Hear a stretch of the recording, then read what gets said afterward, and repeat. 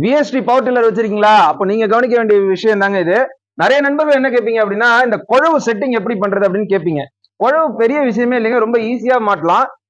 மொத்தம் 18 கொழவு வரும். 9 9 பிரிச்சுக்கோங்க. இப்போ 9 9 லெஃப்ட் ரைட் ரெண்டுத்தையும் தனித்தனியா பிரிச்சுக்கிட்டு கொஞ்சம் பாத்துலாம்.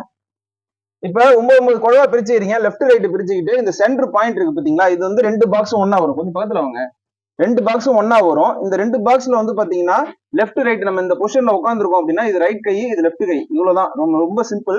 இதுல 9 கொழுவுல வந்து பாத்தீங்கன்னா இதுல ஒண்ணு வந்து லெஃப்ட் சைடு பார்த்த மாதிரி மாட்டுறீங்க, இன்னொன்னு வந்து ரைட் சைடு பார்த்த மாதிரி மாட்டுறீங்க. இது எப்படி மாட்டணும் அப்படின்னா இந்த கட்டிங் எட்ஜஸ் இருக்கு பாத்தீங்களா? இந்த வளைவு தன்மை வந்து வண்டி உள்பக்கம் பார்த்த மாதிரி மாட்டணுங்க.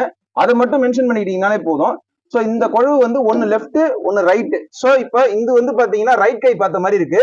இந்த ரைட் கை பார்த்த மாதிரி இருக்கக்கூடிய இந்த சென்டர் பாக்ஸ்க்கு இந்தாண்ட இருக்கக்கூடிய அனைத்து கொழுவுகளுமே ரைட் சைடு கொழுவா இருக்கும். சோ அடுத்த கொழுவு பாத்தீங்கன்னா இது